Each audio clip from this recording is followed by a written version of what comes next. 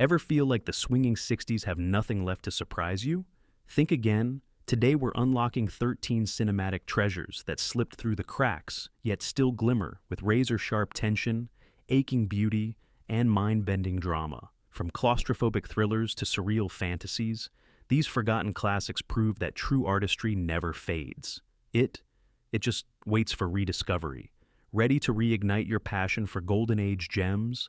Latru, 1960. Few prison escape films come close to the raw intensity and unflinching realism of Latru, Jacques Becker's final masterpiece. Based on real events from 1947, the film follows 4 inmates, each carefully chosen to reflect different shades of resilience, as they plot a daring escape from France's infamous La Santé prison.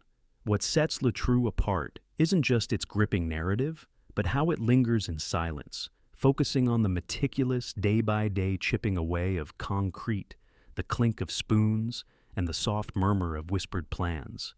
Becker didn't just direct a prison film. He immersed audiences in the psychological toll of confinement and the electrifying hope of escape.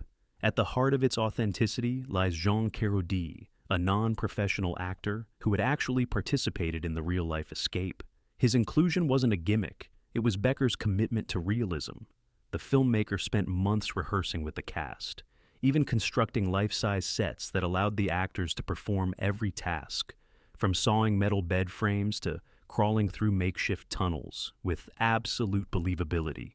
No soundtrack was used, forcing audiences to sit in the moment with the prisoners, heartbeats syncing with the quiet rhythm of digging tools. Though it received limited attention upon its release in France, overshadowed by flashier international releases, critics like François Truffaut and Jean-Luc Godard championed the film's stripped-down brilliance. It was decades ahead of its time in refusing to glamorize violence or simplify human desperation. Later rediscovered by film scholars and restored for home release, Latru is now regarded as one of the most influential escape films ever made. From The Great Escape to The Shawshank Redemption, echoes of Becker's slow-burn tension and focus on human dignity are felt throughout the genre. More than 6 decades later, Latru hasn't aged. It's only grown deeper, richer, and more quietly devastating. The Innocence, 1961. The Innocence is not just a ghost story. It's a masterclass in psychological horror, ambiguity, and cinematic elegance. Adapted from Henry James's novella, The Turn of the Screw, the film follows Miss Giddens, Deborah Kerr, a governess who becomes convinced that the 2 children under her care are being haunted by malevolent spirits. But what if the ghosts are only in her mind? That's the genius of Jack Clayton's direction. Deborah Kerr delivers a career-defining performance, teetering between maternal warmth and growing paranoia. Director Jack Clayton worked with legendary cinematographer Freddie Francis to shoot in rich black and white, using extreme close-ups and carefully manipulated lighting to create a surreal, dreamlike quality. Through mirrors, fog, and depth-of-field illusions, the house becomes a character of its own. Oppressive, watchful, and eerily still. Made on a modest budget of £180,000, the film employed optical effects and practical tricks, like hidden projectors to cast ghostly figures across windows, to achieve its eerie tone without resorting to jump scares. The lack of a traditional music score is a bold choice. Instead, the ambient sounds of wind, footsteps, and silence dominate, enhancing the dread. While it was moderately successful in the UK, American audiences were less receptive, expecting more explicit horror. It wasn't until later retrospectives and endorsements from directors like Martin Scorsese and Guillermo del Toro that the film's brilliance was universally acknowledged. Today, The Innocence is recognized as a cornerstone of Gothic cinema. Its influence can be felt in films like The Others and Hereditary. It's haunting, elegant, and profoundly unsettling. The question it asks remains chilling. What happens when the biggest threat is not the ghost in the hallway, but the thoughts in your head? Blast of Silence, 1961. Blast of Silence is a brutal, brooding film noir that plays like a confessional letter from a hitman to his own damned soul. Made on a shoestring budget by first-time filmmaker Alan Barron, the movie was shot guerrilla style in New York City during the dead of winter. Barron himself stars as Frank Bono, a solitary assassin on a job in Manhattan over Christmas. What should be a routine hit spirals into existential dread as Bono begins questioning the very meaning of his isolated life. What makes this film unique is its narration, an omniscient second-person voice, delivered with grim poetry by Lionel Stander that drags the viewer into Bono's psyche. You're born in pain, you die alone, the voice sneers, turning Blast of Silence into a dark meditation on violence, loneliness, and urban alienation. Its gritty, grainy visuals, filmed without permits, capture a grimy, unvarnished New York, complete with trash-strewn alleys and flickering neon signs. Despite being filmed for just $20,000, the production is impressively atmospheric. The soundscape leans heavily on jazz, muffled dialogue, and the relentless sounds of the city itself. Honking cars, dripping tunnels, the whisper of falling snow. Scenes were shot in real locations, often with hidden cameras, which gives the film a verite style that predates the New Hollywood movement by years. Though largely ignored at the time of its release, Blast of Silence was rediscovered in the 1970s and has since been cited by filmmakers like Martin Scorsese and the Coen brothers as an early influence. Today it's seen as one of the rawest expressions of noir nihilism, short, sharp, and chilling in its honesty. David and Lisa, 1962. Before mental health was openly discussed in mainstream cinema, David and Lisa dared to approach it with empathy, intimacy, and realism. Directed by Frank Perry and adapted from Theodore Isaac Rubin's novella, the film explores the unlikely friendship and eventual love between two emotionally fragile teenagers living in a mental institution. David suffers from obsessive-compulsive disorder and a fear of being touched, while Lisa, Janet Margolin, battles dissociative identity disorder, switching between a poetic, childlike persona and a defiant, guarded one. The magic of this film lies in its subtlety. Rather than over-dramatize mental illness, it humanizes it. Perry cast real psychiatric patients as extras, shot in an actual mental health facility, and used natural lighting to create a quiet, observational tone. The characters are never treated as spectacles. They're simply people struggling to connect in a world that constantly misunderstands them. With a budget under $200,000, David and Lisa became an unexpected critical darling. It was nominated for 2 Academy Awards, including Best Director for Frank Perry and Best Adapted Screenplay. The minimalist score, largely driven by a solo piano, accentuates the raw emotion of each scene without overwhelming it. This film laid the groundwork for a new kind of American independent cinema, sensitive, character-driven, and socially aware. Long before Good Will Hunting or A Beautiful Mind, David and Lisa made audiences look closer at mental illness with compassion rather than fear. Fail Safe, 1964. Fail Safe is one of the most terrifying films ever made, not because of monsters or supernatural forces, but because it depicts a scenario that felt all too real during the Cold War: accidental nuclear annihilation. Directed by Sidney Lumet and based on the novel by Eugene Burdick and Harvey Wheeler, the story follows the nightmare that unfolds when a U.S. bomber group is mistakenly ordered to drop nuclear bombs on Moscow due to a technical error. As military personnel scramble to stop the attack, the President of the United States, played with solemn gravitas by Henry Fonda, faces a moral decision that could cost millions of lives. The tension in Fail-Safe is suffocating.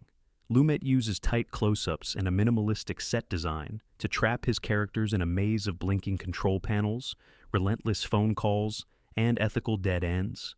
There's no score, just the hum of machines, the ticking of clocks, and the quiet devastation on the characters' faces.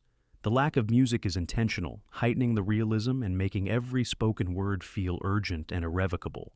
The film's release was unfortunately timed. It premiered just months after Stanley Kubrick's satirical Dr. Strangelove, which explored similar themes with dark comedy.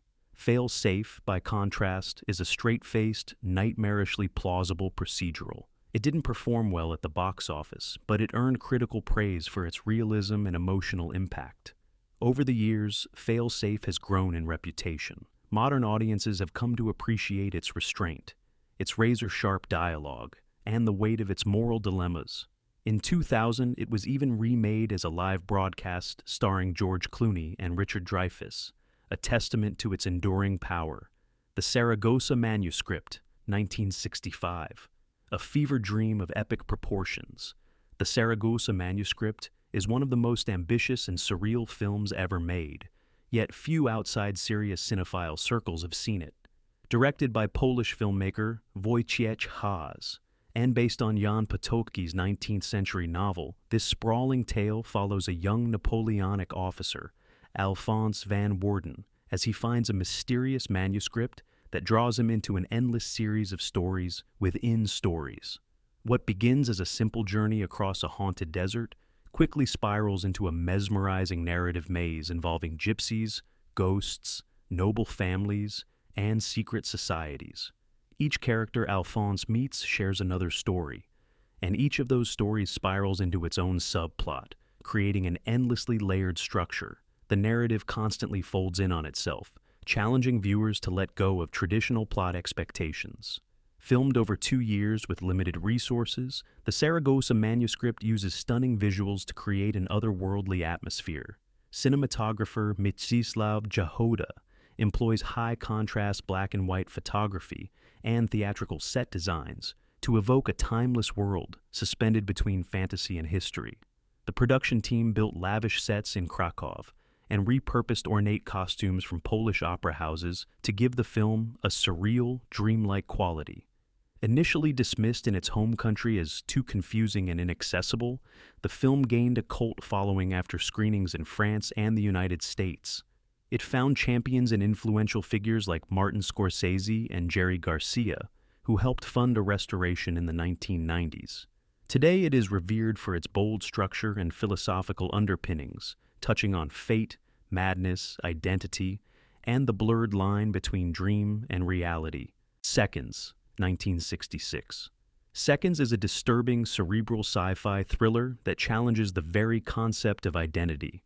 Directed by John Frankenheimer, it stars Rock Hudson in a role unlike anything he'd done before, as a man who trades his old life and body for a brand new one, only to discover that escaping yourself is impossible.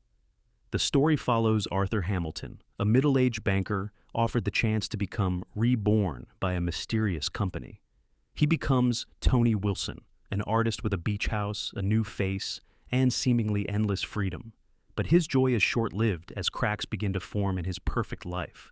Hudson delivers a shockingly raw performance, stepping far outside his romantic leading man image to portray a man consumed by anxiety, regret, and paranoia. His haunted expressions in the final scenes are unforgettable, capturing the emptiness of reinvention without purpose.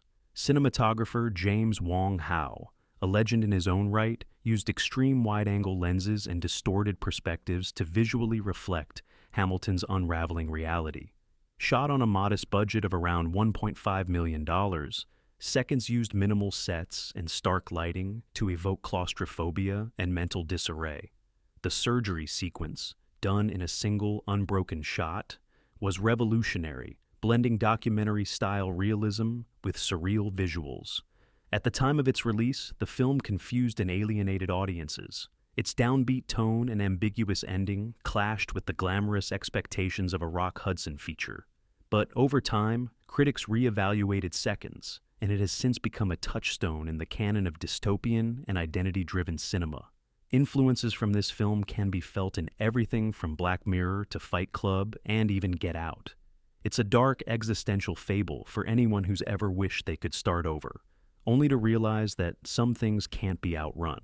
Point Blank, 1967.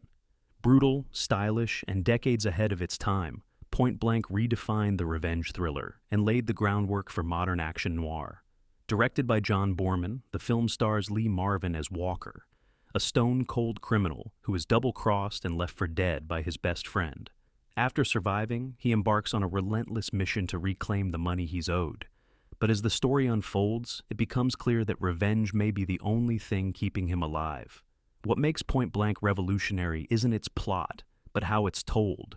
Boorman disorients viewers with fractured timelines, surreal dream sequences, and abrupt flashbacks. The editing is as ruthless as Walker himself, Jump cuts, echoing gunshots, and montages blur the lines between memory and reality. The visual style is stark and minimalist, with cold grays and harsh lighting, creating a mood of emotional numbness. The cast is impeccable. Marvin is all steel and silence, delivering a performance that's more physical than verbal. Angie Dickinson provides emotional depth as his estranged wife, while John Vernon, as the slick but slippery villain, gives the film a perfect antagonist. The jazz-infused score by Johnny Mandel adds another layer of tension and irony. Though it didn't achieve massive box office success in the US, the film was a hit in Europe, especially with critics from Cahiers du Cinéma, who praised its daring structure. Over time, its influence has grown tremendously. Films like Drive, The Limey, and John Wick all owe something to Point Blank's blend of nihilism and elegance. Today, Point Blank stands as one of the coolest, coldest revenge tales ever made. It's not just about payback, it's about alienation, futility, and the slow, stylish disintegration of a man with nothing left to lose. Reflections in a Golden Eye, 1967. Reflections in a Golden Eye is one of the most emotionally charged and visually daring films of the 1960s. A psychological drama cloaked in repression, voyeurism, and hidden desire. Directed by the legendary John Huston and based on the novella by Carson McCullers, the film takes place on a southern military base where routine, rank, and regulation mask a storm of inner turmoil. Marlon Brando plays Major Weldon Penderton, a stiff, haunted man concealing his homosexual urges, while Elizabeth Taylor plays his wife Leonora, a woman whose sensuality turns the heat up on everyone around her. Their marriage is loveless, explosive, and quietly tragic. Leonora engages in an affair with another officer named Brian Keith, while Brando's Penderton becomes disturbingly fixated on a young soldier, Robert Forster, in his debut role, who rides horses naked through the woods and silently watches the couple from afar. Brando gives one of his most internalized performances, full of repressed longing and sudden flashes of fury, while Taylor dominates the screen with a fierce mix of allure and danger. The film was shot with a bold color process that gave everything a surreal golden hue, hence the title. Huston wanted the audience to feel like they were seeing everything through a veil of distorted reality, mirroring the characters' twisted emotions. Studio executives balked, and most prints were released in standard color, which muted the film's eerie power. Only years later would Huston's golden version be restored. At the time of its release, Reflections in a Golden Eye was seen as too provocative, too opaque, too strange. Audiences didn't know what to make of its latent homoeroticism and stifling atmosphere, but critics like Pauline Kael championed it for its boldness and Brando's mesmerizing performance. Today, the film is studied for its psychological complexity, taboo-breaking themes, and lush visual design. It's an unsettling masterpiece that invites you to look deeper and be disturbed by what you find. The Party, 1968. Blake Edwards. The Party is a unique blend of high society satire and silent-era slapstick, led entirely by Peter Sellers in a comedic masterclass. Sellers plays Hrundivi Bakshi, a bumbling Indian actor who inadvertently gets invited to an elite Hollywood party after being blacklisted for blowing up a film set. What follows is a hilarious descent into chaos as Bakshi wanders the mansion, unwittingly dismantling the glamorous facade of Tinseltown with every step he takes. Unlike traditional comedies, The Party has almost no structured plot. It thrives on the absurdity of its scenarios and the improvisational brilliance of Sellers, whose physical comedy rivals that of Chaplin or Keaton. The film is largely a series of escalating misadventures, Sellers falling into fountains, clogging toilets, getting stuck on an automatic floor vacuum, and turning a high society bash into a literal bubble bath. Shot almost entirely in one location, a sprawling, mod-designed Beverly Hills mansion, the film features elaborate, open-concept sets that allow for long takes and wide framing, letting the comedy breathe and unfold naturally. Edwards, who also directed the Pink Panther films, used hidden cues and minimal scripting to let Sellers improvise. The resulting spontaneity is electric and often laugh-out-loud funny. The soundtrack by Henry Mancini, particularly the jazzy, lounge-inspired themes, enhances the sense of surreal fun. The color palette is rich with 1960s pop art decor, lavender shag carpets, mirrored walls, and chrome sculptures, setting the perfect tone for a story about artifice unraveling. Though not universally praised upon release, some critics found it plotless or too long. The party has since gained a cult following. It's adored for its bold experimentation, hilarious sight gags, and its clever critique of showbiz superficiality. Today it stands as a one-of-a-kind comedy, a quiet riot that sneaks up on you and leaves you laughing long after the credits roll. The Swimmer, 1968. The Swimmer is not just a film, it's a haunting parable wrapped in a surreal suburban journey.